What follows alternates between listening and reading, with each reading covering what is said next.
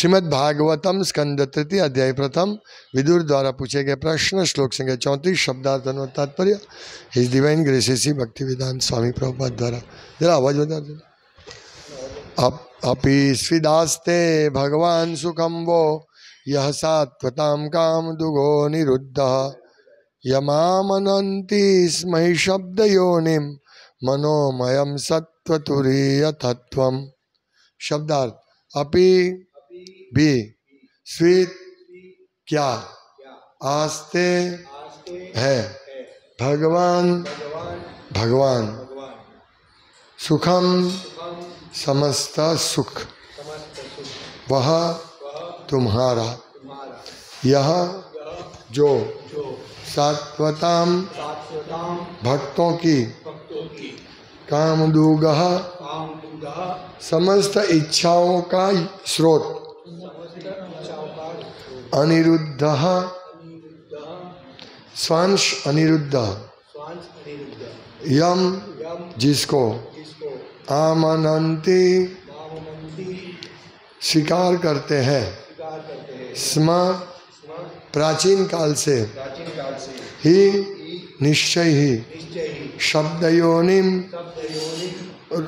ऋग्वेद का कारण मनहमयम मन का सृष्टा सत्व दिव्य तुर्य चौथा विस्तार तत्वम तत्व सिद्धांत अनुवाद। क्या मैं पूछ सकता हूँ, थोड़ा ओछो करना आवाज स्लाइड और 2 पॉइंट। क्या मैं पूछ सकता हूँ कि अनिरुद्ध कुशलतापूर्वक है, वह शुद्ध भक्तों की समस्त इच्छाओं की पूर्ति करने वाले हैं और प्राचीन काल से ऋग्वेद का कारण मन का सृष्टा तथा विष्णु का चौथा स्वांश माना जाता है। तात्पर्य आदि चतुर्भुज व्यूह बलदेव के आदि अंश वासुदेव संकर्षण प्रद्युम्न तथा अनिरुद्ध है। ये सभी विष्णु तत्व है। श्री राम के अवतार में सारे के सारे अंश विशिष्ट लीलाओं के लिए प्रकट हुए। भगवान राम आदि वासुदेव और संकर्षण प्रद्युम्न तथा अनिरुद्ध उनके भाई थे। अनिरुद्ध महाविष्णु के कारण भी है जिनके स्वाद से ऋग्वेद प्रकट हुआ। मार्कंडेय पुराण में इसकी सुंदर ढंग से व्याख्या हुई है। भगवान कृष्ण के अवतार में अनिरुद्ध उनके पुत्र रूप में उत्पन्न हुए। द्वारका में भगवान कृष्ण आदि व्यू के वासुदेव अंश है। आदि भगवान कृष्ण गोलक वृंदावन कभी नहीं छोड़ते। समस्त स्वांश एक ही विष्णु तत्व है और उनकी शक्ति में कोई अंतर नहीं है।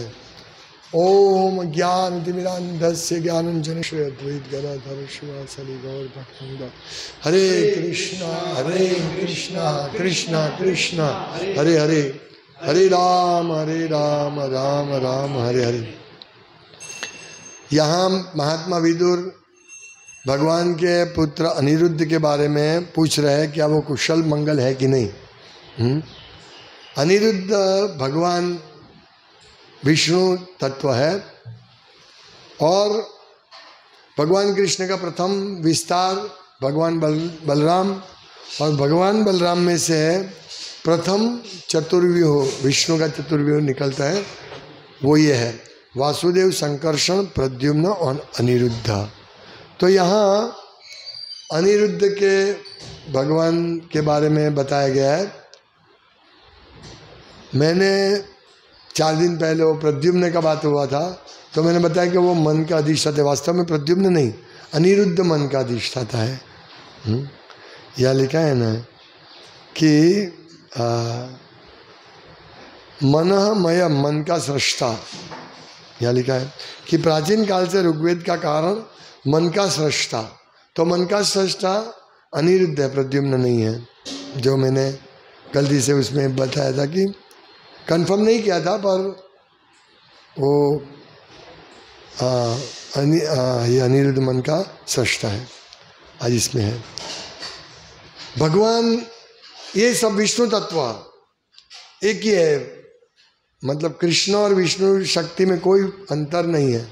हमें ऐसा नहीं समझना चाहिए कि कृष्ण शक्तिशाली है, बलराम कम शक्ति वाले, और बलराम के विष्णु तत्व और कम शक्ति वाले हैं। नहीं, ऐसा नहीं है, ये एब्सोल्यूट है। भगवान राम में जो शक्ति है वो कृष्ण की शक्ति है, क्योंकि वो अभिन्न है, सब विष्णु तत्व एक है। ये हमारे भौतिक कॉन्सेप्शन वाले लोगों के लिए समझना मुश्किल है कि कैसे ये सभी विष्णु तत्व एक है। एक बाप होता है, उसका 4 बेटा होते हैं, फिर भी वो अलग अलग दिखते हैं, वो बात सही है। ऐसा कॉन्सेप्ट हमने देखा नहीं है कि एक ही व्यक्ति अपने करोड़ों, ये श्लोक है, रामादि मूर्ति शुक्लानिया में न तिष्ठन नाना अवतारम करोड़ भुवनेषु किंतु कृष्ण स्वयं समभवत परम पुमान यो गोविंदमादि पुरुषम तमो भजन। भगवान अलग अलग विष्णु तत्व के रूप में आते हैं, राम, नृसिंह, वराह इत्यादि, लेकिन सभी में वो इतने ही शक्तिशाली है जितने वो कृष्ण अवतार में शक्तिशाली है। हाँ, कृष्ण अवतार में भगवान कृष्ण ने सर्वश्रेष्ठ शक्ति, पूर्ण पुरुषोत्तम परमेश्वर का अपना स्थान को साबित किया, प्रूव किया। पर इसका मतलब ये नहीं है कि राम कम शक्तिशाली है, नहीं, सभी विष्णु तत्व इतने ही शक्तिशाली है। यहाँ जो अनिरुद्ध है वो भी इतने ही शक्तिशाली है जितने विष्णु तत्व शक्तिशाली होते हैं। कोई इसमें ये नहीं होता है। एक छोटा सा भेद है भगवान का गुणों में। भगवान कृष्ण के 4 गुण एक्स्ट्रा विशेष है, बस उतना ही फर्क है। बाकी हमारी दृष्टि से, मतलब हम लोगों के लिए, सामान्य बद्ध जीवों के लिए विष्णु और कृष्ण में कोई अंतर नहीं है, वो सब समान है। अभी भगवान बलराम के प्रथम चतुर्व्यूह है ये वासुदेव, संकर्षण, प्रद्युम्न और अनिरुद्ध। और इसी में से जो संकर्षण है उसमें से उनका विस्तार से नारायण होता है, और उसमें से दूसरा विष्णु तत्व का चतुर्व्यूह निकलता है। वो भी ऐसे ही वासुदेव, संकर्षण, प्रद्युम्न और अनिरुद्ध। और यहाँ लिखा है कि भगवान कृष्ण, ये जो द्वारका में भगवान कृष्ण है वो और वृंदावन के भगवान कृष्ण में डिफरेंस है। एक तत्व की दृष्टि से देखे तो कोई डिफरेंस नहीं है, लेकिन वृंदावन के जो कृष्ण है वो कभी भी एक स्टेप भी वृंदावन के बाहर नहीं लेते हैं। और वृंदावन के बाहर जहाँ भी जरूरत होता है तो कृष्ण अपना स्वांश के द्वारा, यानी वासुदेव रूप में वो लीला करते हैं। पर गोपियों के साथ भगवान का मिलन जो है मतलब गोपियों के साथ जो भगवान की लीला है वृंदावन में, वो भगवान मूल कृष्ण, और जो असुरों को मारते हैं, द्वारका जाते हैं, ये सब वासुदेव का अंश है।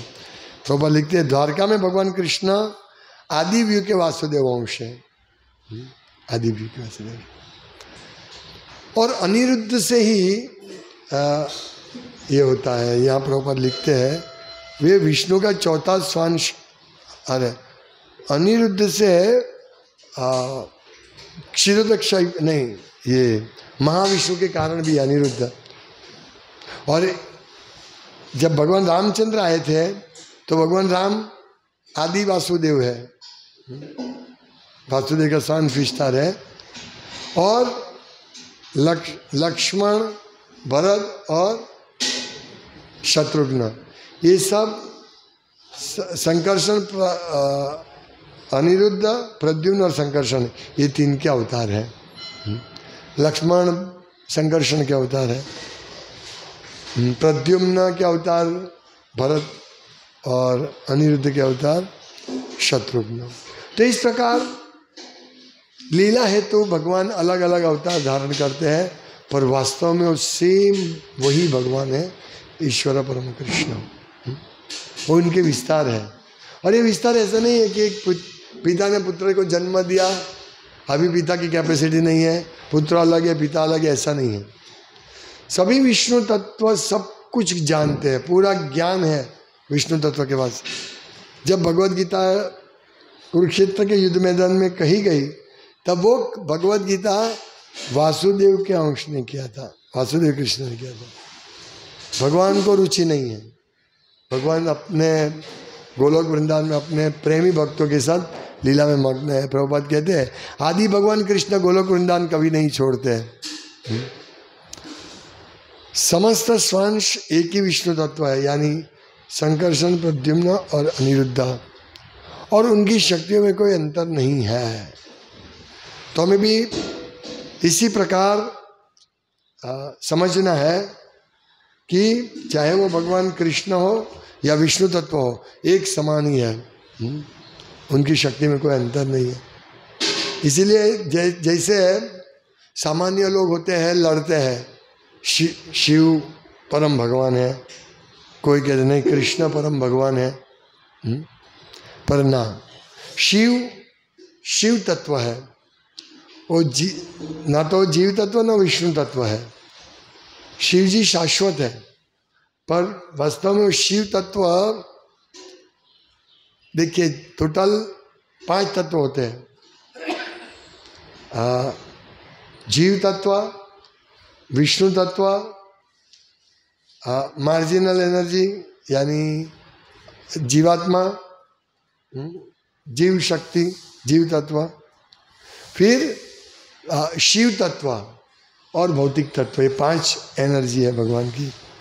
बहुत सारी परास्य शक्ति विविधेव श्रूयते, भगवान की बहुत सारी शक्तियाँ, पर उनमें से 5 मुख्य शक्तियाँ हैं जिसे भगवान सर्जन करते रहते हैं। तो अनिरुद्ध, इसमें 3 चीज़ अनिरुद्ध के बारे में बताई है।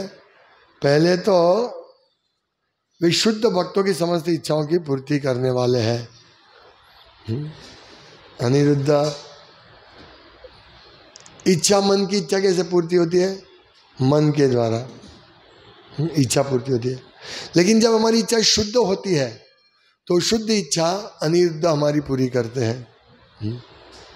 वैसे हमारा मन सदा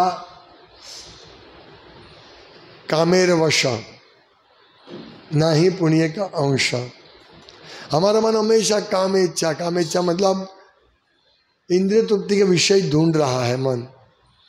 लेकिन यदि हम भगवान अनिरुद्ध को प्रार्थना करें कि भगवान मेरे मन तो बहुत दुष्ट है, आप कृपा करके मुझे मदद कीजिए, तो भगवान अनिरुद्ध मदद कर सकते हैं, क्योंकि वे मन के भी स्रष्टा है। तो पहली बात, वे मन के स्रष्टा है, भक्तों की समस्त इच्छा को पूर्ति करने वाले, और महाविष्णु के कारण है जिनके यहाँ लिखा है कि प्रकट हुए थे, ऋग्वेद प्रकट हुए, तो ऋग्वेद के कारण अनिरुद्ध है और वही कृष्ण है। मार्कंडेय पुराण में ये ऋग्वेद कैसे प्रकट होते हैं उसकी बहुत सुंदर ढंग से कथा की गई है। तो इस लीला में भगवान चैतन्य कृष्ण लीला में भगवान वासुदेव यानी राम को मदद करने के लिए संकर्षण आए, अनिरुद्ध आए। भगवान कृष्ण को मदद करने के लिए, हेल्प करने के लिए उनके पुत्र के रूप में अनिरुद्ध आए। थोड़ा मेरा नींद आ रहा है। तो भगवान कृष्ण कभी भी वृंदावन नहीं छोड़ते हैं। तो इसका मतलब ये नहीं कि भगवान को कुछ मालूम नहीं होता है। भगवान की शक्ति से पूरा भगवान को सब रिपोर्टिंग होता है, और भगवान को ये सब उनकी इच्छा से होता है, सिर्फ इच्छा मात्र से। जैसे है महाविष्णु भगवान सोते सोते हैं, कारणों सागर पे सोते रहते हैं, और इनके रोम से एक एक ब्रह्मांड निकलता है, करोड़ों ब्रह्मांड निकलते हैं, सोते हैं और निकलता है। तो ऐसा नहीं, हमारे यहाँ किसी को बिल्डिंग बनानी होगी तो कितनी मेहनत करनी पड़ेगी, 1 साल 2 साल मेहनत करनी पड़ेगी। यहाँ महाविष्णु भगवान सोते हैं और सब अक्षतः उनकी दृष्टि से ही सब कुछ हो जाता है। फिर जो भी मटेरियल है महत्तत्व वो सब क्षोभ होता है, सूक्ष्म रूप से फिर विराट रूप धारण करते हैं महत्तत्व। किससे? कारण सागर विष्णु, कारणदक्षाई विष्णु से। और वो कारणदक्षाई विष्णु अनिरुद्ध के अंश है, अंश के अंश है।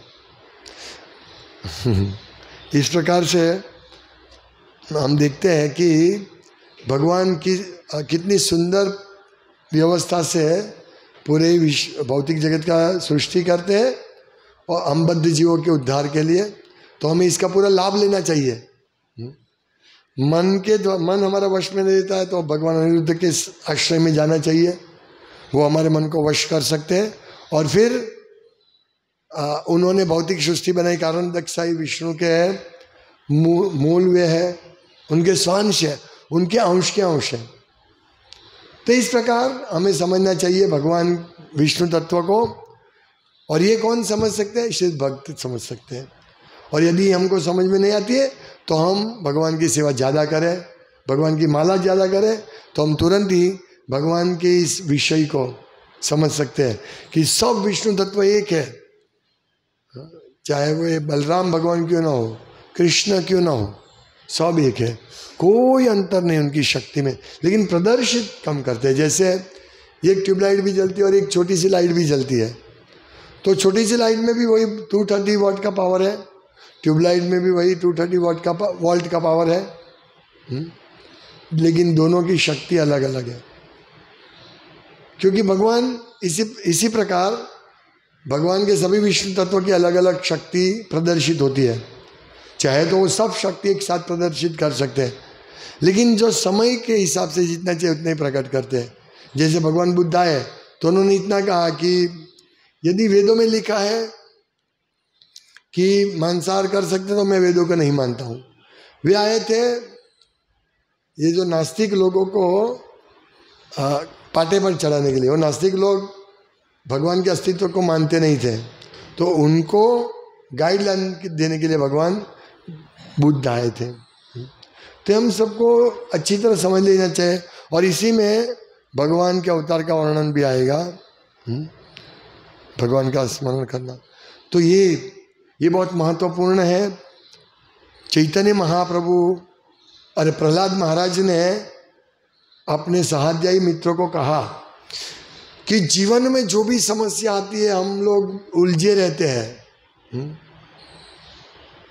हम प्रत्येक क्षण हम कोई ना कोई समस्या से उलझे रहते हैं। जैसे इस क्षण मैं नींद से उलझा हुआ हूँ, मुझे नींद आती है तो ऐसे कोई समस्या आती है, कुछ ना कुछ समस्या आती है। पर प्रहलाद महाराज कहते हैं कि भगवान विष्णु की कथा सुनो, भगवान विष्णु का कीर्तन करो, कीर्तन सुनो, भगवान की सेवा करो। हम यदि इस प्रकार से भगवान के श्रवण कीर्तन करते रहेंगे तो भगवान हमको भगवत कृष्ण प्रेम देंगे, हमें और कुछ नहीं चाहिए। इसीलिए हम लोगों को सतत भगवान की सेवा करनी चाहिए। और ये हमारा सौभाग्य है कि हमको भगवान की सेवा मिलती है। कौन भगवान? जो अनिरुद्ध भगवान, जो मन के अधिष्ठाता है, जो इस भौतिक जगत के सर्जन करने वाले महाविष्णु के आदि है, उनके अंश है। तो इस प्रकार भगवान की लीलाएं अपार है, अपार। हम नहीं समझ सकते किस प्रकार से भगवान कार्य करते हैं, किस प्रकार से दो व्यक्ति एक ही हो सकते हैं। अद्वैतम अच्युतम मना, अद्वैतम अच्युतम अनंत मनादि रूपम। भगवान अद्वैत है, वन विदाउट सेकंड, यानी जिसके कोई और नहीं है। अद्वैत अच्युत, भगवान कभी नाश नहीं होते। अद्वैत अच्युतम अनंत, अनादि अनंत रूपम, अनादि, उसके कोई कारण नहीं है, वही सर्व कारण के कारण है। ये विष्णु तत्व या कृष्ण तत्व, सब एक ही विष्णु तत्व है, लेकिन भगवान कृष्ण मूल है। तो इस प्रकार अनंत भगवान, अनंत अनादि अनंत रूपम, अनंत रूप वाले है भगवान। तो हमें ऐसा नहीं सोचना चाहिए जैसे एक सफरजन है तो सफरजन में आप सबको दूंगा एक एक पीस छोटा छोटा काट के, तो सफरजन कम हो जाएगा, है ना, फिर मेरे लिए बहुत कम बचेगा। तो हम लोगों ने यही कॉन्सेप्ट देखा, मेरे पास 1 लाख रुपया है, मैं किसी को 1000 दूंगा तो मेरा 99,000 हो जाएगा, है ना। तो इसी भौतिक भावना से हम घिरे हुए हैं, और वही भावना जो मूर्ख लोग हैं वो भगवान में लगा देते हैं कि जिस प्रकार 2 व्यक्ति अलग होते हैं उसी प्रकार राम और कृष्ण भी अलग है, बिल्कुल भी अलग नहीं है। ये इसे हमें समझना चाहिए, वे दोनों राम और कृष्ण एक ही है। ये धीरे धीरे धीरे समझ में आएगा, बहुत जल्दी समझ में नहीं आएगा। हरे कृष्णा। श्रीमद् भागवतम की जय, शिला प्रभुपाद की जय। मंचकल्तर्भ्यश्च कृपा सिन्धुभ्यो पद्मपादेभ्यो नमो नमः। કેમ ઊંઘ આવે છે? પહેલી વાર બહુ ઊંઘ આવે છે.